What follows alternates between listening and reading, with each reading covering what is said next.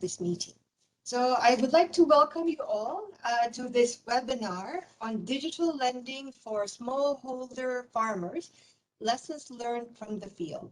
Now, this webinar is part of the World Bank's Data-Driven and Digital Agriculture webinar series.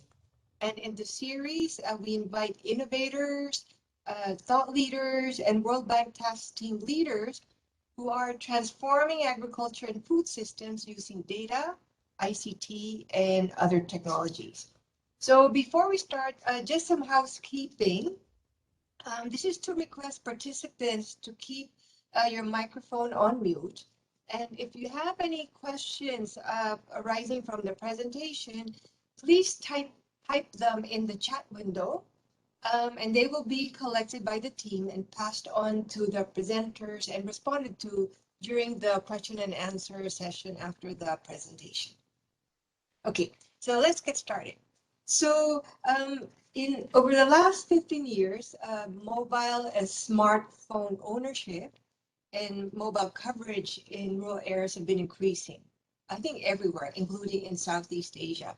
So as a result, we see more and more farmers and agribusinesses beginning to use digital technologies in their daily activities, whether it'll be farming, whether it'll be buying and selling their products through e-commerce, or receiving extension messages, or just learning from each other. I know that, for example, in some of the Southeast Asian countries, they learn a lot through Facebook. But there's still a lot of room to grow. Now, at the same time, I think for most of our countries, access to finance remains a big challenge for farmers. You know, often banks don't even have branches in the rural areas because it's too far away, or they find it difficult to provide credit to smallholders because they don't know who they are. Are they credit worthy? Are they willing? Will they be able to repay the loans?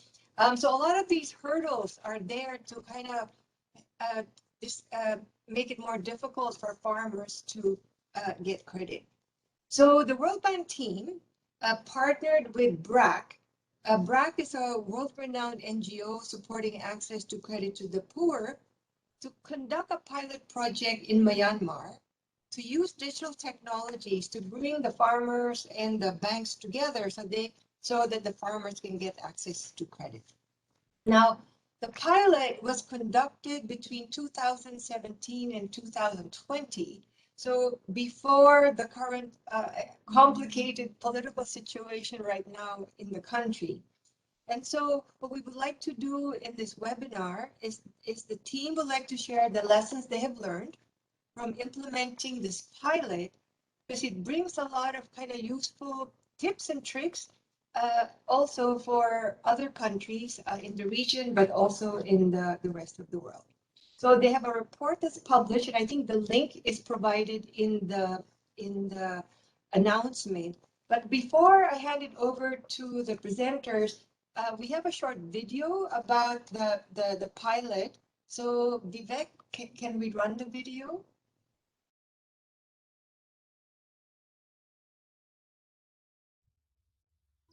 In most developing countries, agriculture is dominated by smallholder farmers who face many challenges, including access to financial services, especially borrowing money. This means they don't have sufficient funds to invest in their farms and end up producing below their potential. And despite climate change, they can't afford to implement climate-smart agriculture techniques that help the world. On the flip side of the coin, many financial institutions are looking for new opportunities. But they too face challenges, especially reaching farmers in far-flung areas. High transaction costs for short-term small loans, difficulties in cash management in rural areas, and farmers' limited credit histories all add to the risk. With funding from the Korea World Bank Group Partnership Facility, the World Bank, your trusted partner in disruptive technologies in agriculture, piloted a 3-year project in Southeast Asia. That partnered with private service providers to develop a digital lending service and see if there was a market for digital financial services to help farmers buy seasonal inputs like seeds, fertilizer, and fuel. It was a success. It showed that disruptive technology can transform agriculture. But it must be done with a human-centered, tailored service design.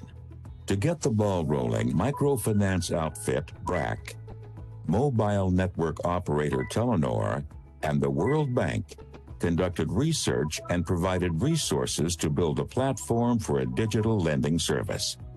Others contributed to beneficiary onboarding, cash support, crop risk analysis, and system building. The digital lending platform included an application interface that borrowers could navigate, tools to analyze farmers' creditworthiness, functions to manage and process loans, and a mobile money application. Many lessons were learned over 3 lending cycles, each one improving on the last. We learned that demand for short-term individual loans is high, but the products must be tailored to cash flow synced to the farmer's crop cycles and activities, which determines their ability to pay back loans. The need for financial and digital literacy training is also essential, because digitization alone is not a cure-all.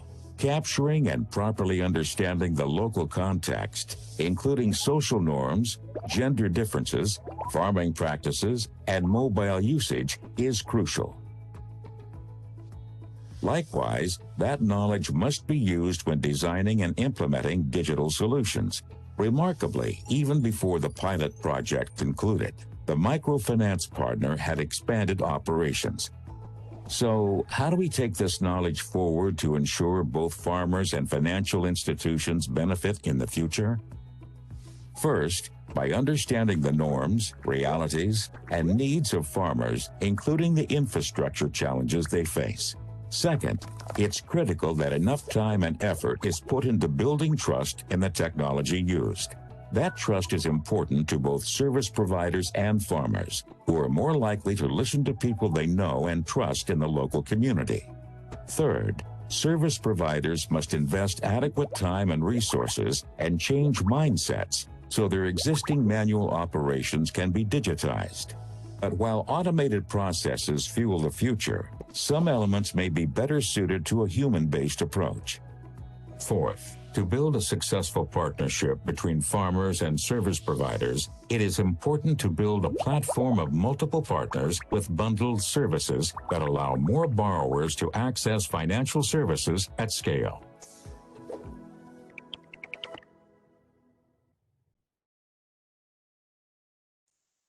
Okay, thanks for showing that video. I think that has got you now excited to find out what exactly did the pilot do. So let me hand it over to Asuka Okumura, who's an agriculture specialist in the Agriculture GP South Asia. She will make a presentation on digital credit for smallholder farmers, lessons from the field. Over to you, Asuka.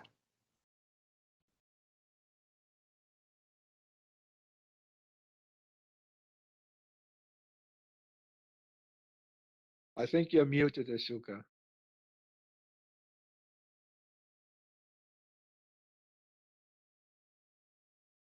Can you hear me? It's all good, Asuka, now. Oh, great. So thank you very much, Dina, and hello to everyone. My name is Asuka Okumura.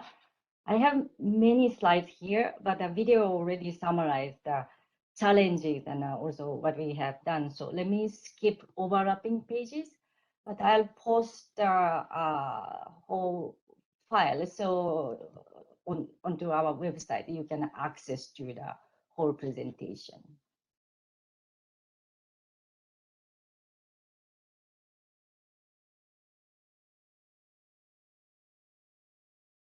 So we conducted a pilot project to provide small amount short-term loan to smallholder farmers in rural part of Myanmar before the current political situation evolved in the country, as Justina mentioned.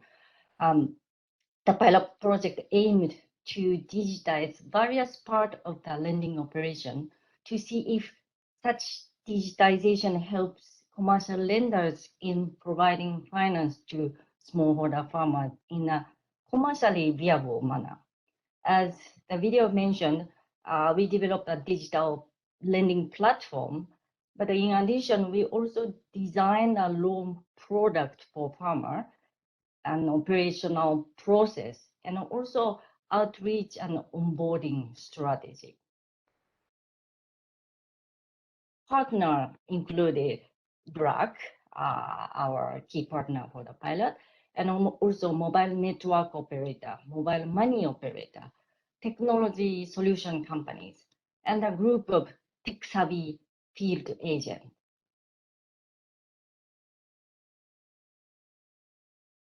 So let me explain key two approaches we took for this pilot.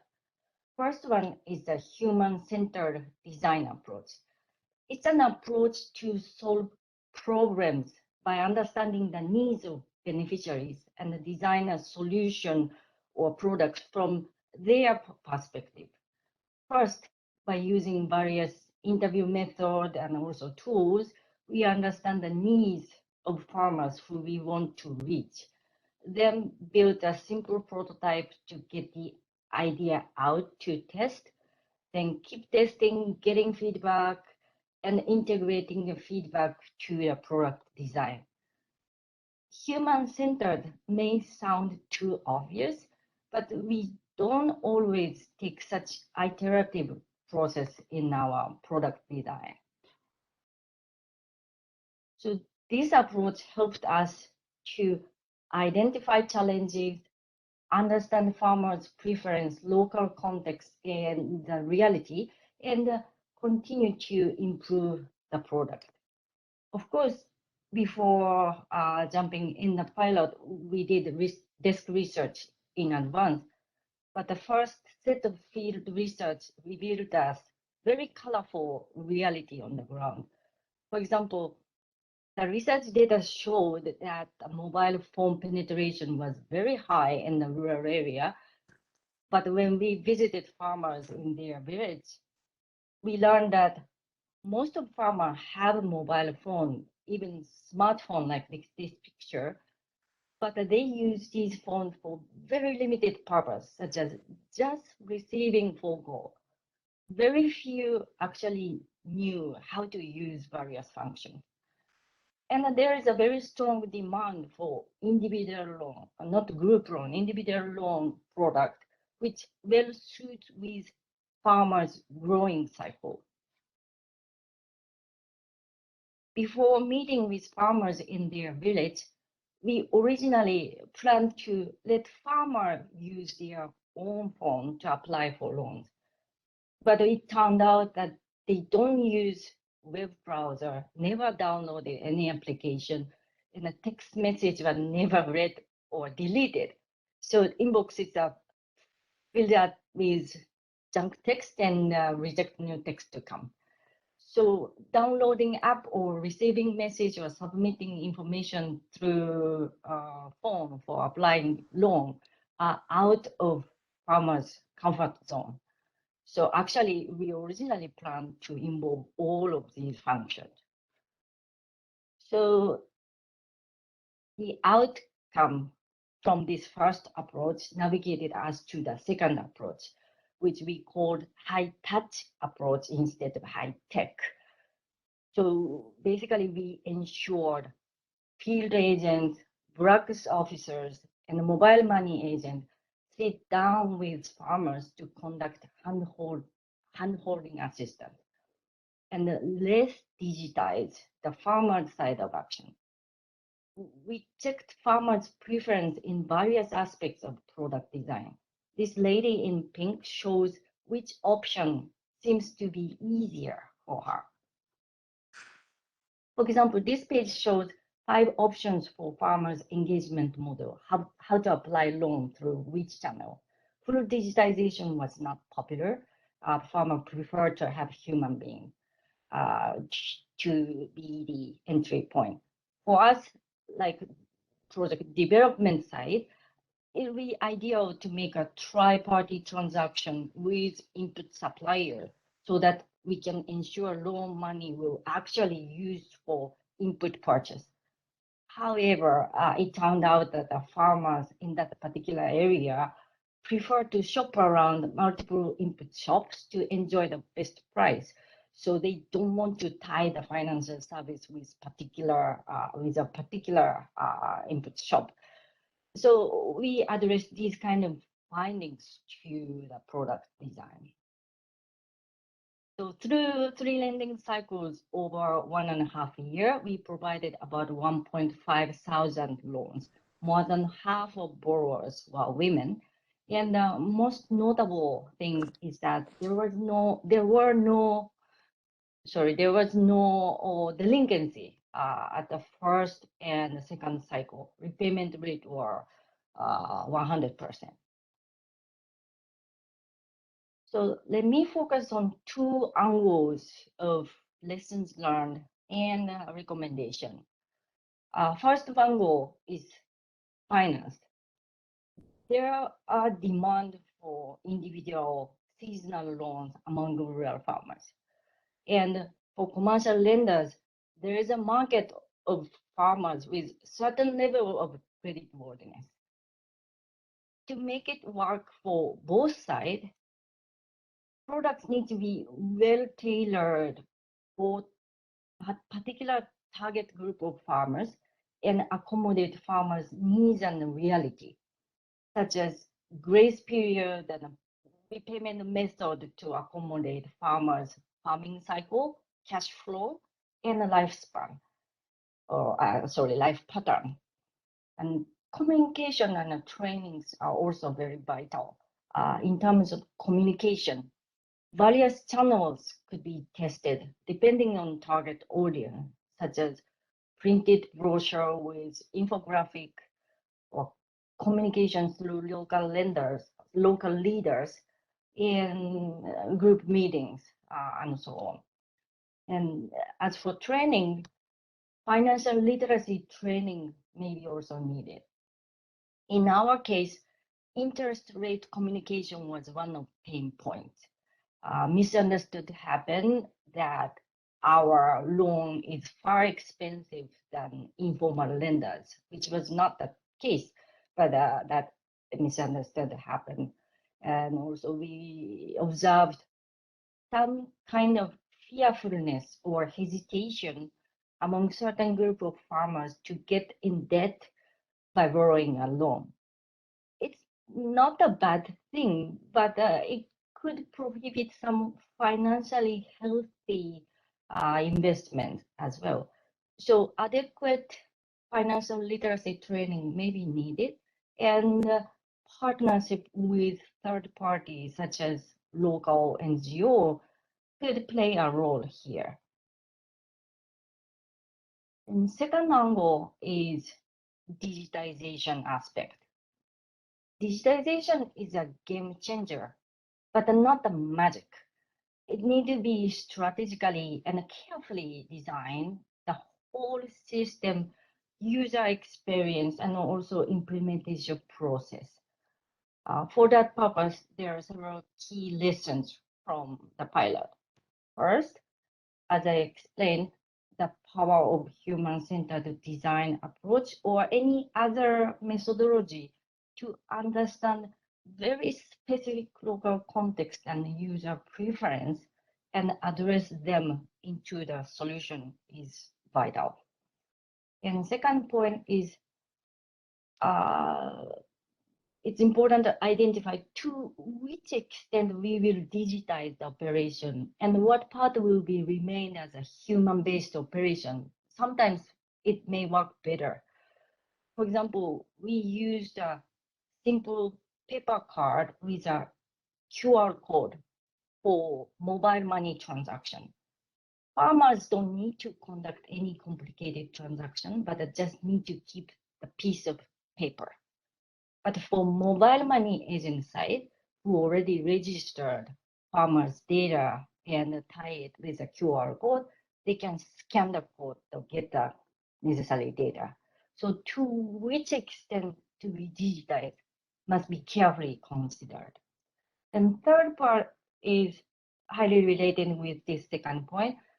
There may be a need for filling the gap of last 1 mile 5 service delivery. Human bridge might be needed. It may also build a trust in digital service. And the fourth point is it's also important to identify right partners to bundle service as a package for farmers. A single service may not be easily picked up and scaled up. For instance, loan plus mobile money plus agriculture information service or training, that kind of package may be considered. Not only the beneficiary side, but the digitization also affects service provider side. For example, credit officers of financial institutions are also end user of the system. So for our case, to introduce digital onboarding of farmers, adequate training were needed to staff how to explain such a service to farmers, not only how to actually process the operation. So we used the role play training a lot, and it worked quite well.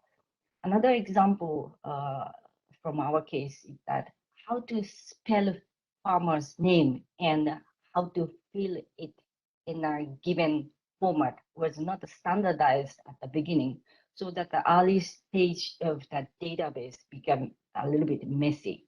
So for data collection, in addition to training, clear rules for standardization of data might be needed.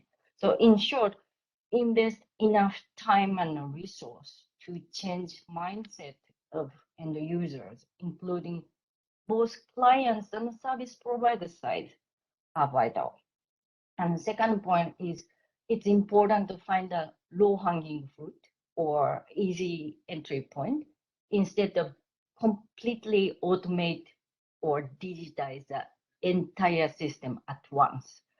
So in our case, for farmer side, it turned out that mobile money was low-hanging fruit. Despite our low expectation, it was picked up quite quickly.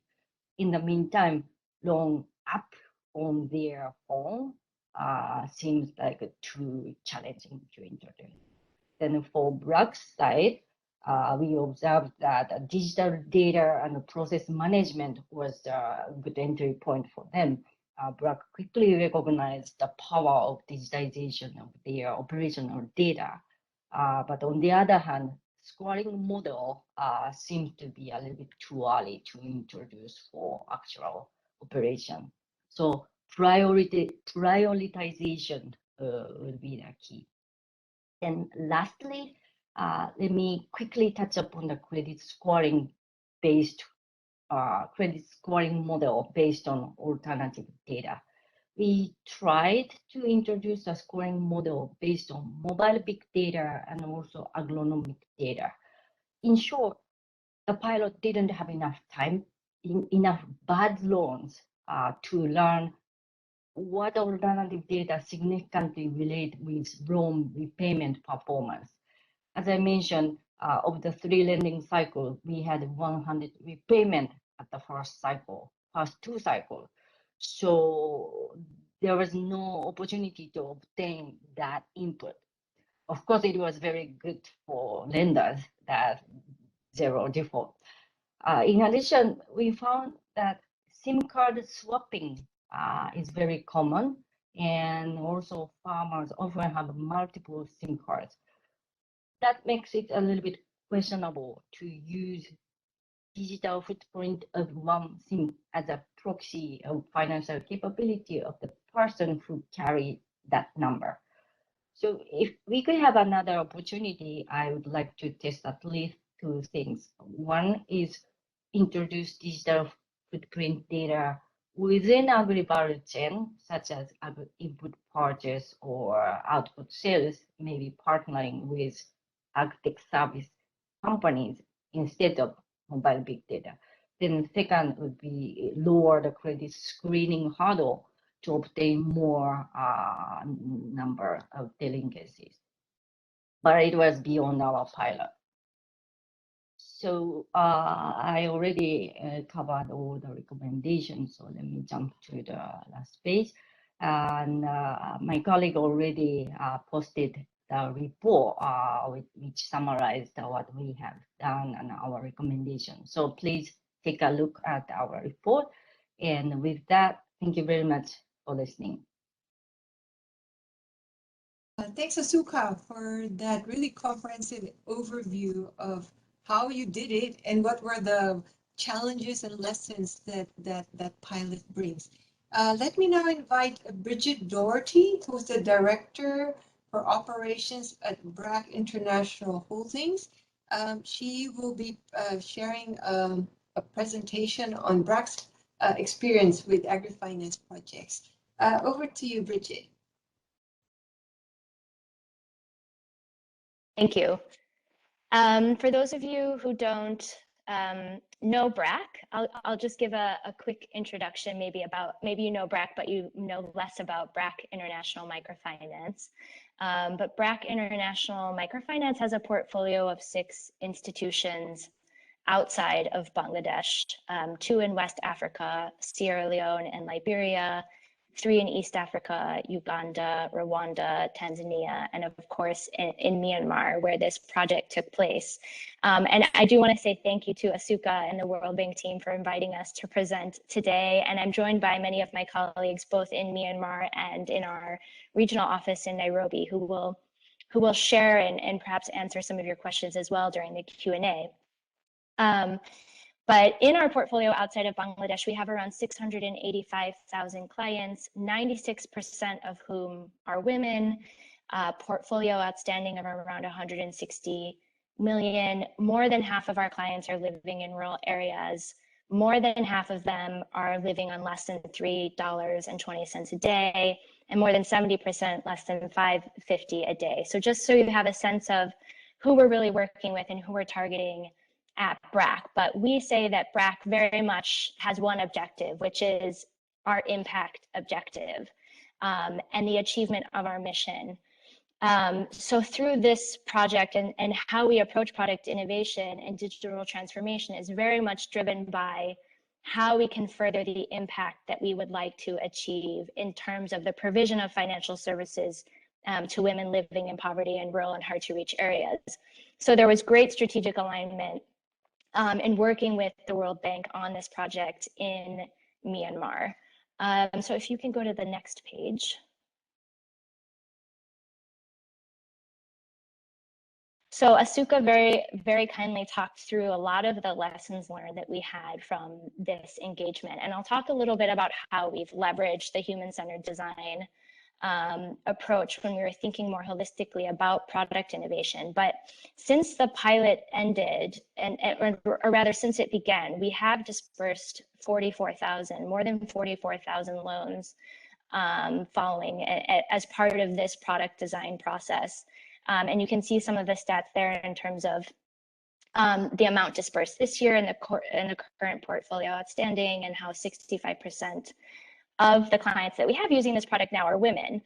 And I do think, you know, as Asuka said, this sort of ended as we were going into and as COVID-19 started. And really, this product was a small portion of our portfolio, you know, as we were sort of running into COVID. And since COVID, because rural livelihoods have been less affected, this product has become around 20% of our portfolio outstanding, and it has really performed well actually through the pandemic, which has been great. And I think because of how well it was really designed in terms of the process that we used with the human-centered design approach. Many learnings on digitization, as Asuka talked about, and you know, most of the elements that we have scaled up have been the non-digital components, and for various reasons, as were already mentioned, in terms of client readiness, in terms of systems and infrastructure challenges, regulatory challenges, involving third parties and trust issues between your clients and staff, and that hand-holding and trust that is already established between clients and staff. So there have been, many lessons, and all of this has really fed into our thinking as we were developing our growth for impact strategy at BRAC International Microfinance in 2019. So many things are still being tested, but really good outcomes in terms of the human-centered design approach and the scaling up of this product. I think you can go to the next page. So this is one example of an agrifinance product that we have piloted and scaled up. But there is more than 10 years of experience within BRAC in Bangladesh, in Uganda, in Tanzania, and now Myanmar, where we're really trying to learn from that past experience to really think holistically about our product innovation approach, and not just for agrifinance. And some of these pilots have been very small with varying degrees of success, and some have been relatively more successful. So all of that has sort of fed into the approach that we're now taking. And you can go to the next page,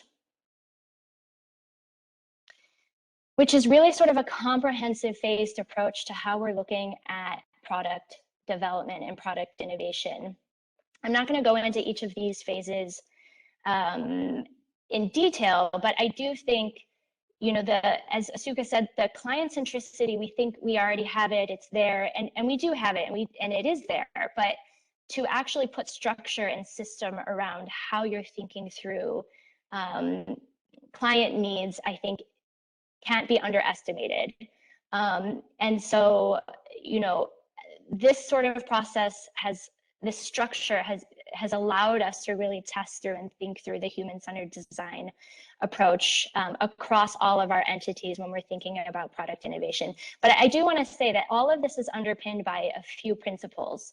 And what has really made BRAC successful previously and successful now is this idea and principle of simplicity. So how do you keep the product simple? How can the product be scaled? How can it be sustainable? And how do you maintain a level of adaptability that you really need, that we saw in this pilot test and product innovation phase, but throughout the life of a product, even after it's scaled, so that you don't see it really plateau? Like, how do you continue to make a product grow? And it requires ongoing tweaking, always.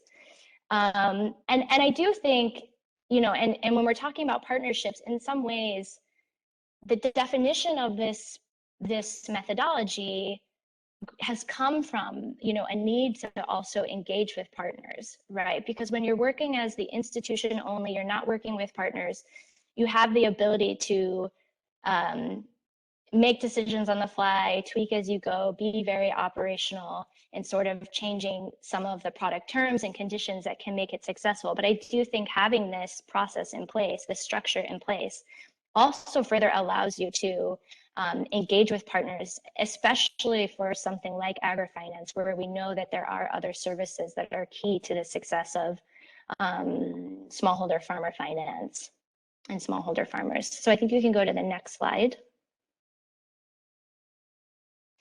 So since the early results of the Myanmar product and the definition of our growth for impact strategy, we also defined an agrifinance strategy in mid-2019, where we're testing this approach that I outlined on the previous slide.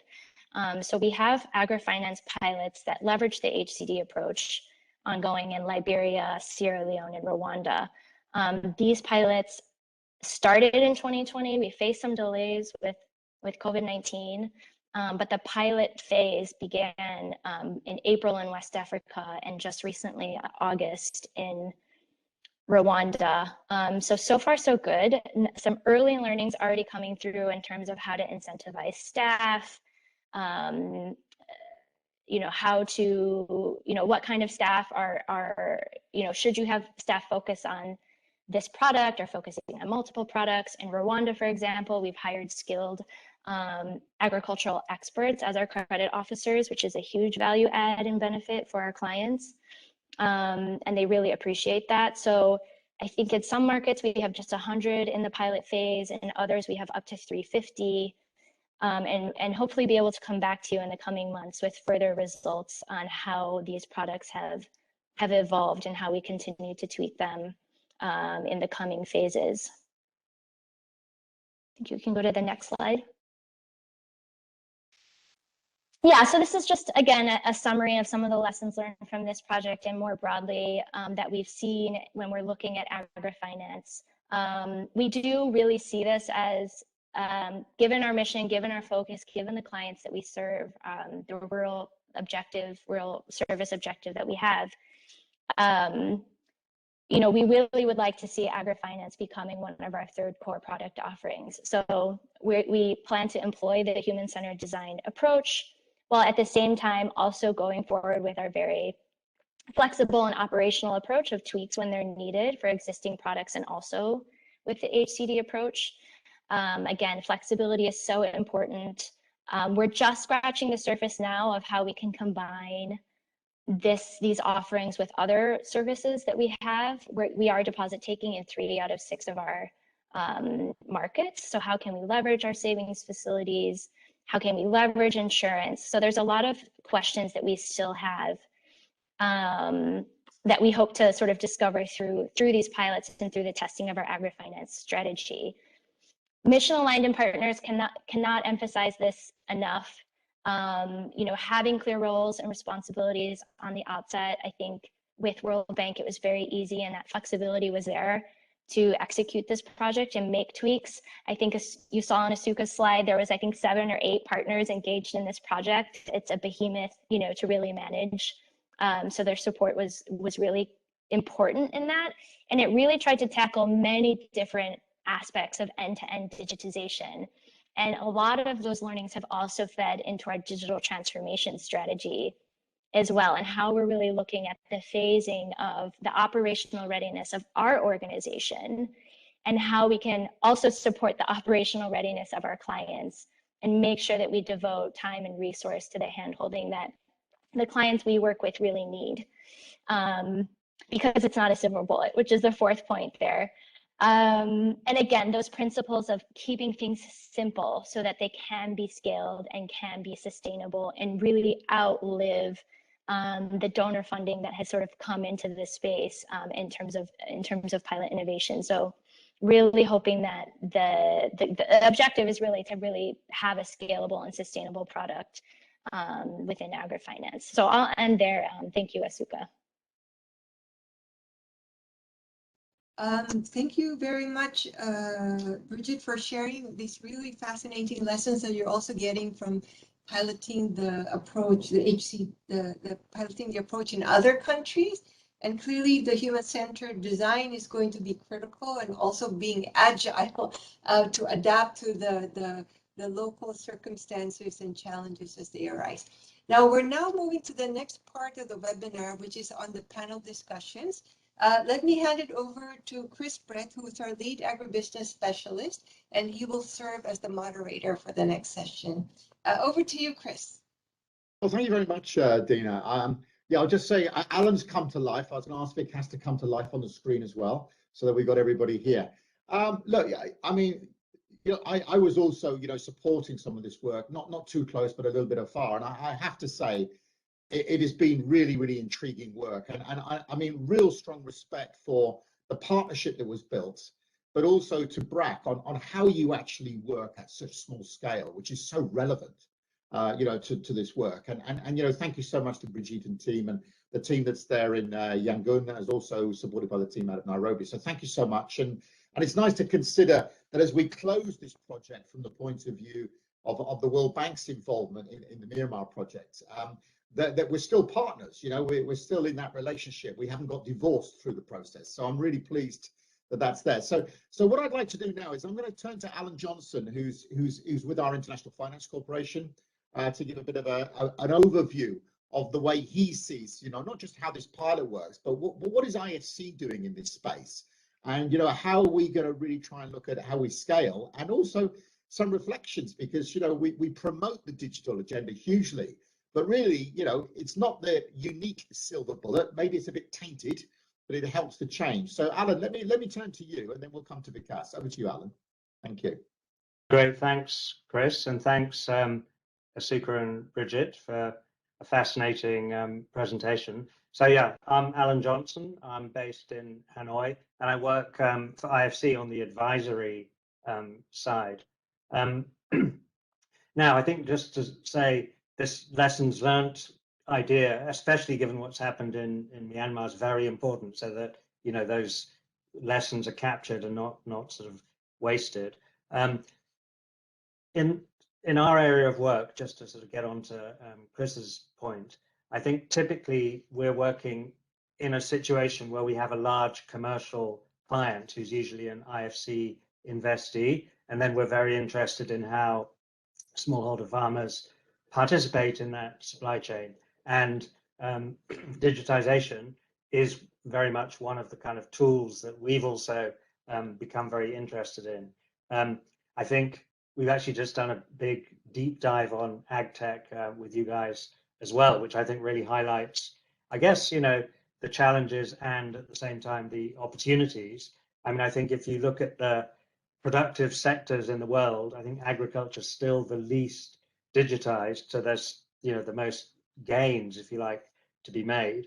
And I think I know for whatever reason you focused on digital financial services, but to me actually the appeal of digitization is far wider. And in fact, I'm actually not working directly in the finance side anyway, but we see so many possibilities in things like traceability, supply chain sort of improvements. There's the whole kind of precision farming and providing information to farmers to improve their decision making and so on. And yeah, e-learning, all of this sort of stuff. So I think there's actually a much bigger universe that is relevant here. But that's obviously finance is still an important point. And then I think one of the phrases that's obviously going to survive tonight is this not a silver bullet, because I was going to also, if it hadn't been said sort of 3 times already, I was going to say, oh yeah, I think my main reaction is don't get, having said it's got great potential, not to get overexcited about digitization. And I think the report did a very good job at sort of highlighting some of the issues. And also, I think that approach, the human-centered design approach, also has a lot, I think, that we can learn from. So I would just actually like to emphasize the fact that I run an ag tech project in East Africa, and just to say that this issue of adoption is actually one of our biggest challenges. And I think the issue is that people involved in tech are very, for good reason, get very overexcited about the possibilities of their product. But I think the simple truth is, just because you have a really cool app, and it may even be the best app in its field, doesn't actually mean that anyone's going to use it. There's a whole load of other issues, some of which, I think you touched on really nicely. I think we've come to a lot of the same kind of conclusions, that digital on its own doesn't, it definitely needs what we would call more of a hybrid approach, or, involving the human beings, as you'd put it in your presentation, Asuka. We need that.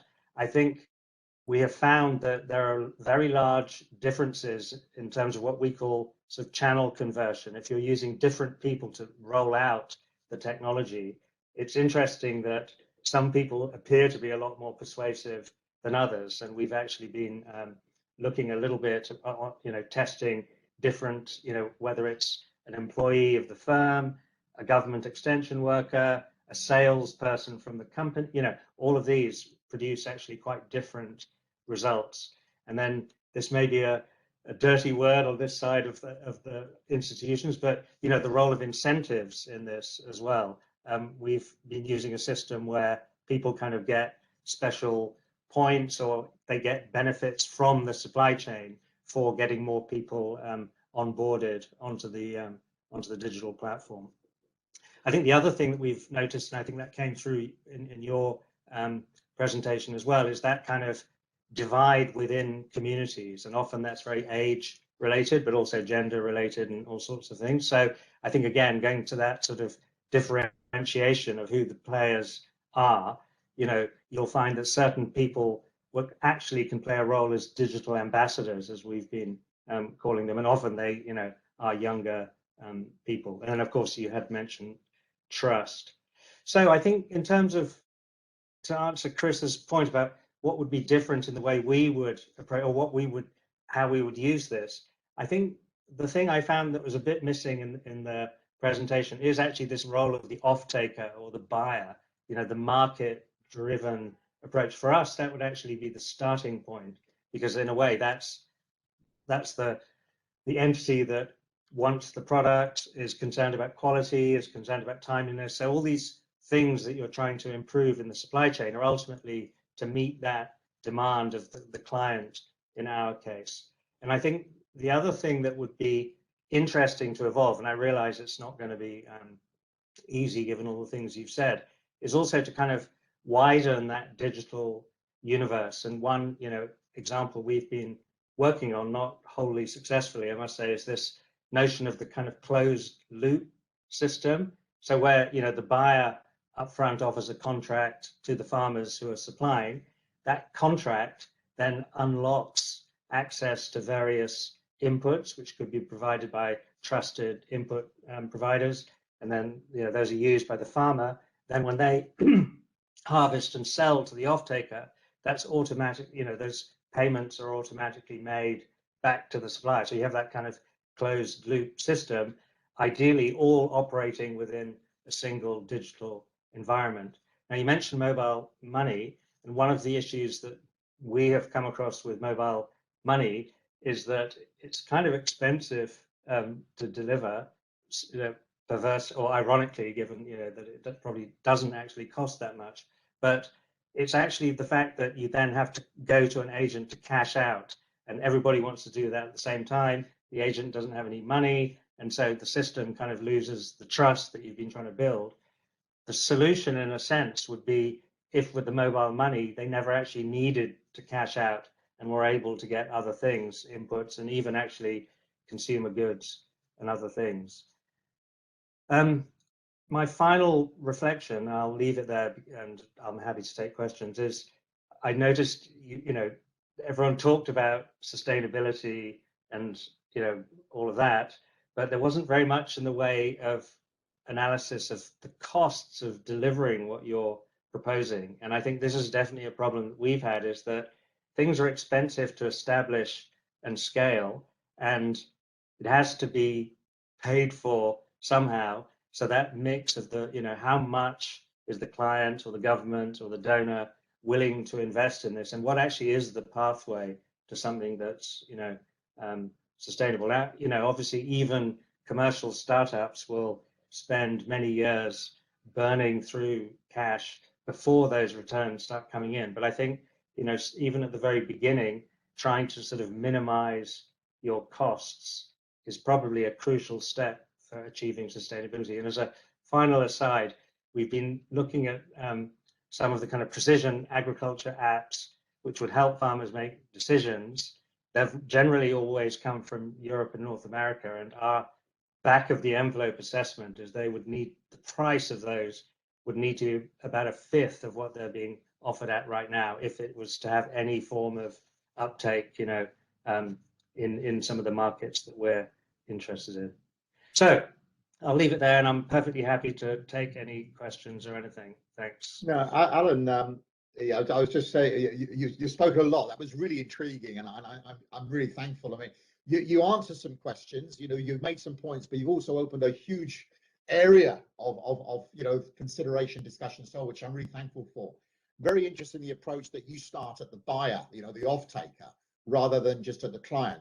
So how do you build the market around that? So there's some questions on that. We'll come back to it at this time, but I've got a couple in my mind as well. Let me go to Vikas Chowdhury, a senior agricultural specialist now based in Jakarta.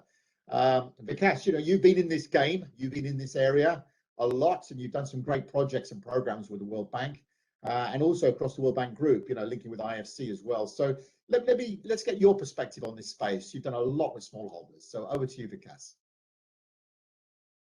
Thanks a lot, Chris, and thanks a lot, Asuka.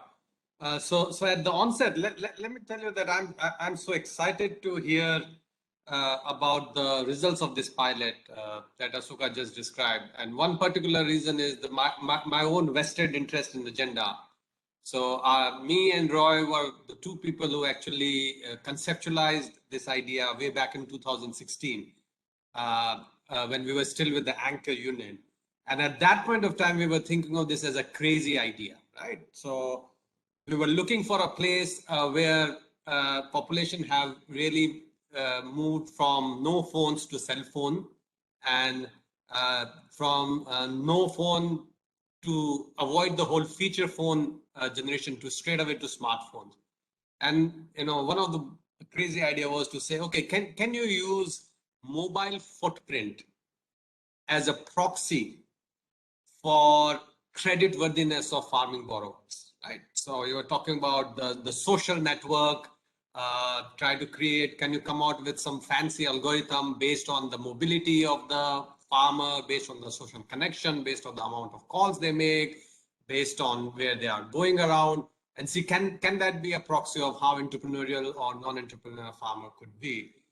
And then add on layers around commodity risk that they are engaged in, add on layer around weather risk that are part of it. And then can you come out with a fancy credit scoring for these farmers, and then lay it over the existing digital platform. And and I know this was a crazy idea to actually execute it in very difficult, complex situations. So hats off to Asuka and Chris for taking it there, and tremendous learning.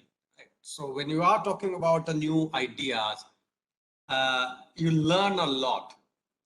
You understand the contextual challenges, the technological challenges, the institutional challenges, and what all you assume to be there on the ground and what actually turns out to be on the ground can be two different realities.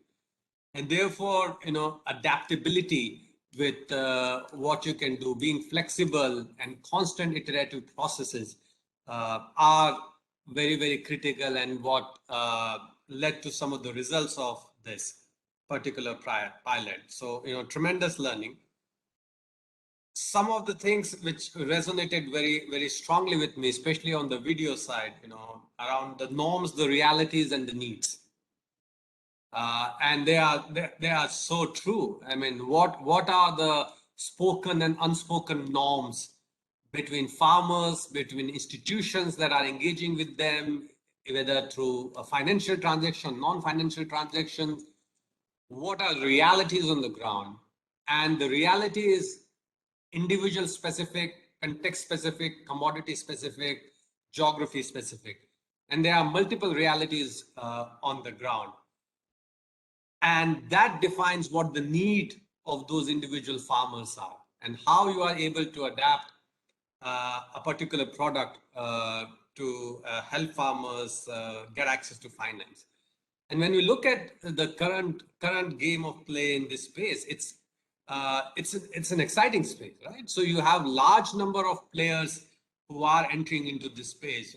The commercial banking sector has always been involved in it, but now you are talking about agtechs, young startups getting into this space. You are talking about telcos getting into this space. You are talking about some of the value chain operators, what Alan was mentioning, getting into this space and coming out with multiple forms of partnerships to deliver agriculture finance, lending products, financial insurance products, saving products that could be very, very, very, very helpful.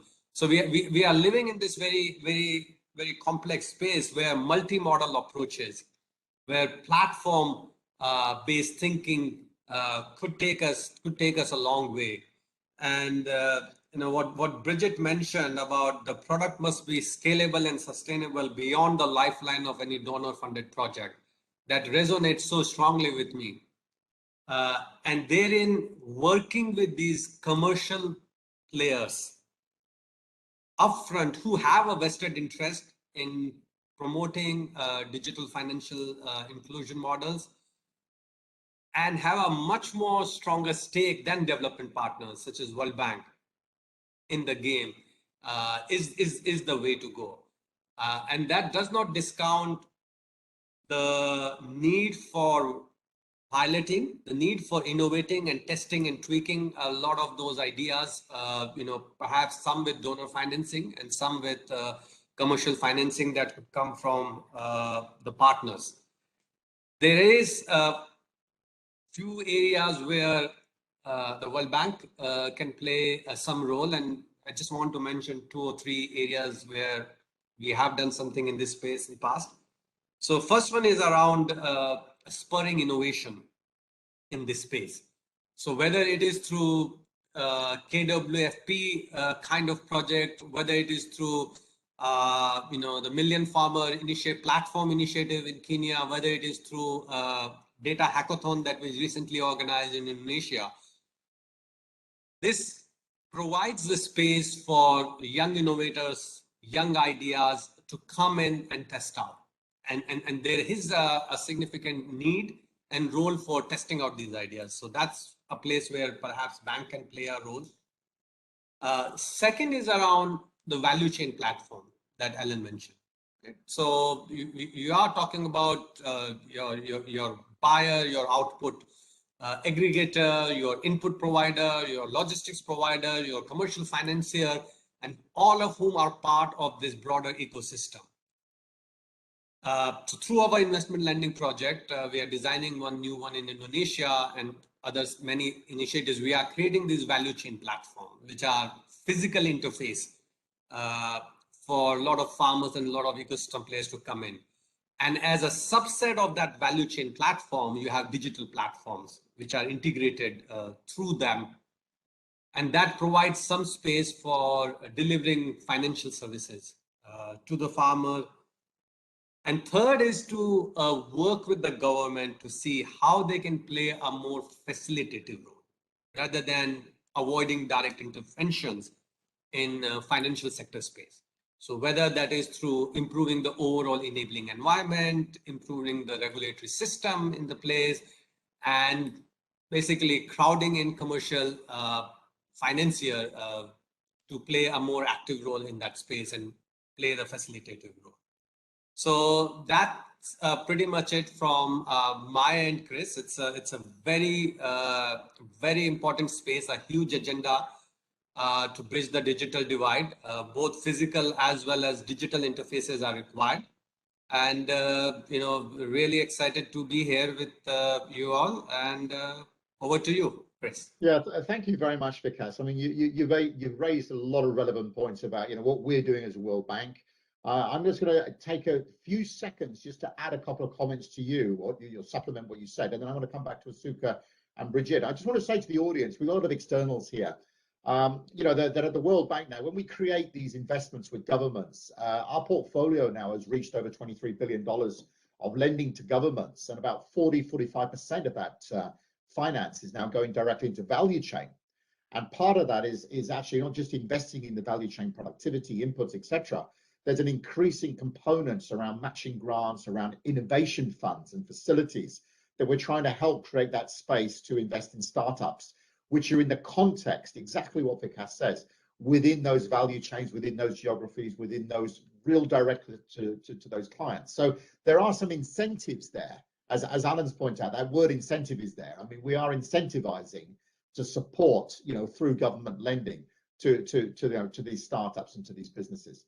I wanted to come to sort of, Asuka, Bridget. I mean, there's a question in the chat really, as the pilot's finished, is there any evidence of what's happened at the household income level? Because, at the end of the day, the pilot's not just about lending.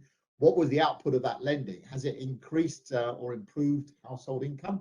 Or is that too early days? So let me just ask Asuka that question first. Just very brief responses because our time is running off already. So Asuka, very quickly. Yeah, very, very quickly. Thank you very much for the great question. We conducted a kind of impact assessment from different ranges, and we still have a very early learning only, and very little evidence, but not super clear evidence yet. So please come back to us in a few months. Okay, Bridget, anything from your side or your team on what's really happened with those lending programs in Myanmar? Yeah, I mean, I think just based on how the product has really grown, I mean, especially through COVID is a positive sign, a positive indicator of how the product has brought value to rural livelihoods, especially through the pandemic. But, BRAC has just really started undertaking client-centric impact measurement as well. And we'll probably post in the link a report that we came out with in September, But we are finding that in general, our clients are, more than 90% of our clients are saving more and earning more after engaging with BRAC. And again, that's across all of our portfolio, not specifically for this product. But yeah, Shazad, if you want to say anything, please jump in. But we haven't, as Asuka said, specifically addressed income as it relates to this product. Okay, is there any comment from your colleague? Because I've got another question for you, Bridget, actually, while I've got you open in terms of not muted. Let me quickly ask you this question. You know, you talked about going into Rwanda, into Sierra Leone and Liberia. I mean, are you going alone into those countries, you know, as a startup? Because obviously, you know, we have this great collaboration in Miramar, but do you go alone in those countries, or do you need a startup or a support partner to get going? I suppose that's my question. Over to you, Bridget. Yeah, I mean, we've had established financial institutions in these markets for more than 10 years. Rwanda actually just from 2019, but in Liberia and Sierra Leone, we started in around 2008, you know, offering microfinance services. But in terms of the piloting of the agri-finance strategy, leveraging the human-centered design approach, we are working with our sister NGOs in those markets, in Sierra Leone and Liberia. So BRAC obviously takes a holistic approach to development. So we are partnering with our agriculture, food security, and livelihoods colleagues in those countries. And we're also leveraging consultant support. We worked with Palladium on the human-centered design approach in those countries. And we also had funding support from FMO as well in terms of investing in the human-centered design approach. But I would just say that nobody, and talking about client centricity, is that nobody knows our clients better than our staff, right? So a lot of that underlying understanding of who our clients are, what they need, it really starts from the input and the feedback that we're getting from our staff on the ground. And I have so much to say too about the cost and business case and investments. What some of the questions are. That's right. Yeah. Is there any high level comment you want to make about the cost or the business case? Just very high level. I'm just, you know, or is that too much detail? I know there's a lot of reports being posted in the chat and a lot of follow-up can be given to the audience, but is there anything you want to add there? I think just a couple things I would say is that, yeah, I mean, as you said, it's a lot of money over a lot of years to really invest in full-on digital transformation of our financial institutions, and we're really starting that process now. We have had the benefit of doing some of these pilots to really understand how we can make a client-centered business case for digitization for our clients. But again, it's a lot of investment, and so it's not driven by one-off piloting. It really is a separate how we are digitizing our business over the next 5 years. So I will say that. So a reason why we're starting some of these pilots in the other markets, we're not starting necessarily with the components digitized. We're first starting to really get the product right, and then we can see how we can leverage alternative and digital channels to really deliver that product, because digital is really another means to more efficiently and effectively deliver our financial services. And also about the entrance of fintechs into the space, they come, they might fail, they might not fail. So if we plan to work with one of them and then they fail, it's a huge disruption to our business. So really vetting your partners and vetting these startups is key before you're really going for a full-on integration with one of these startups. No, thank you. Let me switch to Alan and Vikas quickly. Have we got any experience of digital agricultural finance through farmer producer organizations? You know, financing the producer organization, then onward to farmers. Do we have any experience in that area? Alan first. Generally, I mean, the way we've approached this is actually through partner banks, and then they've on-lent to co-ops, FPOs. But I'd have to say the track, so typically the instrument we've used is something called a risk sharing facility, which, you know, tries to incentivize the bank to then lend to farmer groups and stuff. But I'd have to say the track record is pretty mixed. I mean, I think one of the interesting things in this particular approach is actually the choice to lend to individuals as opposed to groups. And I think there's a whole kind of set of issues just in that. And I think to me, one of the kind of benefits of digital technology is actually being able to kind of unpack, if you like, co-ops and FPOs better, because I think, you know, the co-op in a sense averages out a lot of differences between the co-op members. And I think there's also a lot of difference between co-op or FPO members' interaction with the institution itself. So I think there's a sort of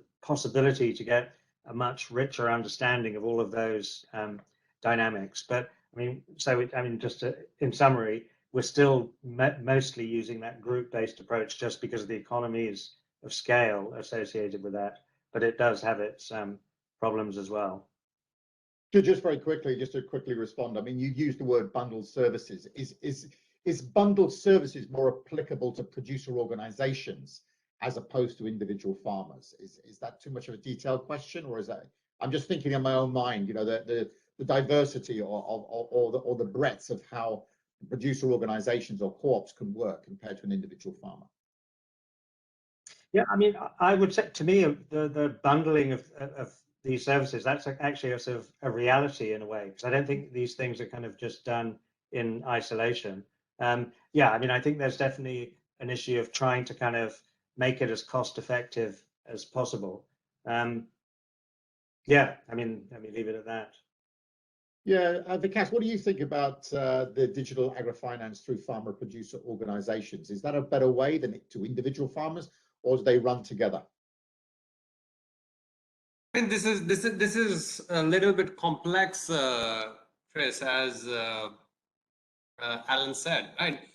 I mean, so the two are a slightly different beast, right? So the farmer producer organization or FPO or Section 25 company would have their own needs to run the business, right? I mean, they are supposed to be aggregating product, supposed to provide services, and there's definitely, you know, working capital need, investment need that the FPO as an entity needs.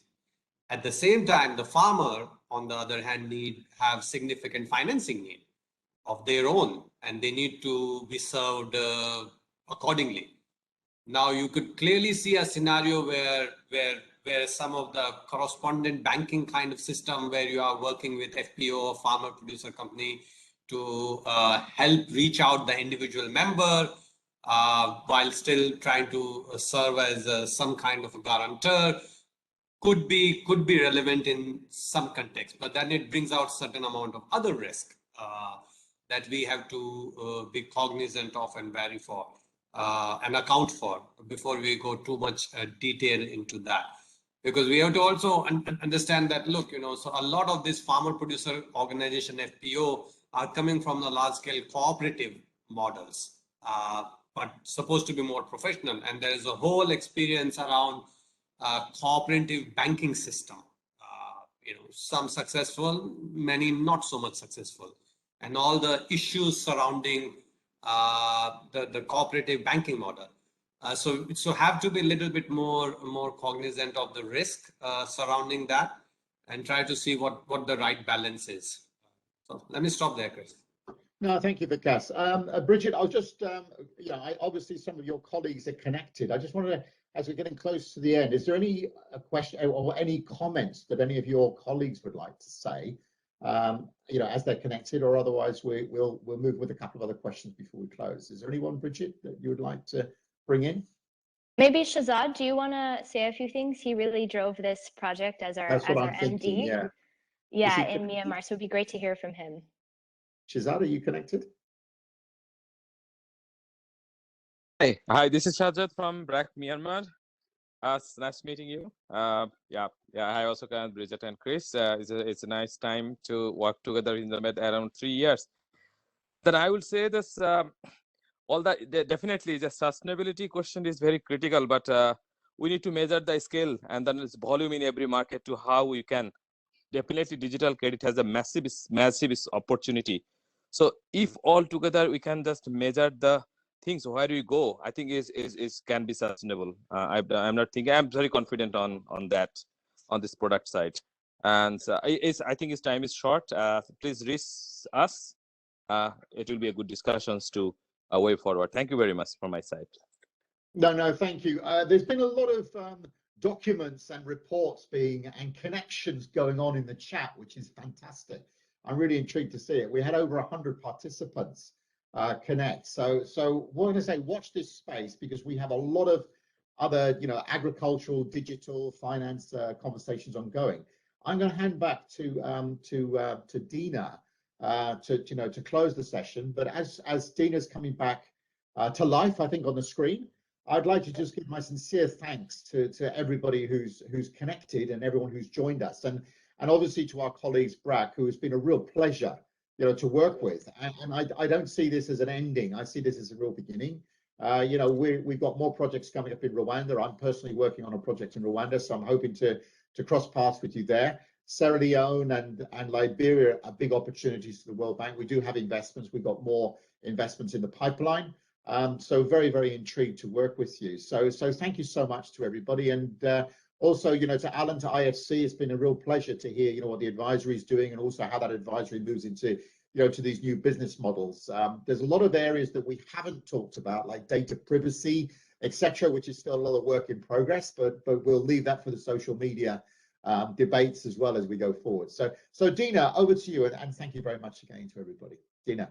Okay, thanks, Chris. So this concludes our webinar. I just want to thank Asuka, Bridget, Alan, and Vikas and Chris for their contributions. We also want to thank BRAC, especially the Myanmar team, Mr. Saza Dusman, Mr. Wai Hing Ong, and the entire Bago region team for their tireless dedication to make the pilot happen. We also want to thank the Korea World Bank Group Partnership Facility, which supported the pilot and allowed it to make it happen. So clearly, this is just the beginning. This is how we learn, learning by doing, how to implement sort of access to finance approaches using digital technologies, which is the means to an end, not the end in itself. So thank you very much, and have a good evening in Asia. Have a great day in DC, and have a great afternoon in Africa. Thank you, everybody. Thank you, everybody. Thank you. Thank you.